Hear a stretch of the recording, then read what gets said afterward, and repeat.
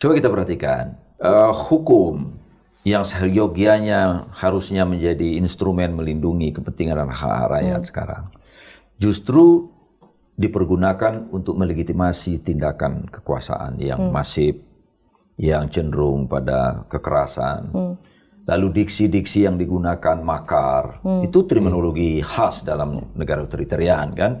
Kalau dulu zaman Orde Baru itu selalu bilang, oh ini subversi, ya kan? Oh ini mau makar. Sehingga tindakan-tindakan aparat penegak hukum yang menahan lebih dari 5.000 orang dan mentersangkakan lebih dari 500 orang sekarang ini, masif semacam itu. Itu bukan law enforcement. Kalau penegakan hukum itu harus tunduk pada prinsip due process model atau due process of law, ya, yang menekankan fair trial process. Jadi ada tindakan hukum terukur. Berarti penangkapan masif itu pelanggaran HAM?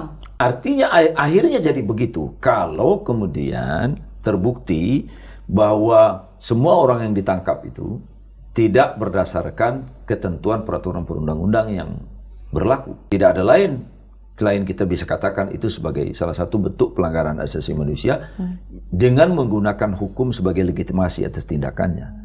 Kan nggak bisa disembunyikan sepanjang waktu tindakan semacam itu kan. Udah terlalu banyak dari publik ini orang dijadikan tersangka tapi nggak jelas ujungnya. Disidangkan enggak, di SP3 juga enggak. Itu sudah jelas merupakan perampasan terhadap sipil.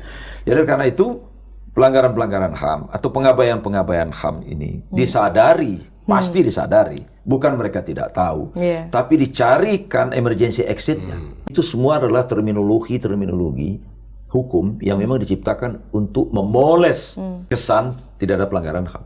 Dan polisi yang berada di depan untuk melakukan itu. Jadi menggunakan hukum pidana semacam yang kita lihat ini, tidak ada lain tafsir kita selain ini hukum sudah didesain bukan untuk melindungi kepentingan rakyat, hak fundamental rakyat, tapi untuk sepenuhnya mengabdi kepada kepentingan kekuasaan. Itu yang terjadi.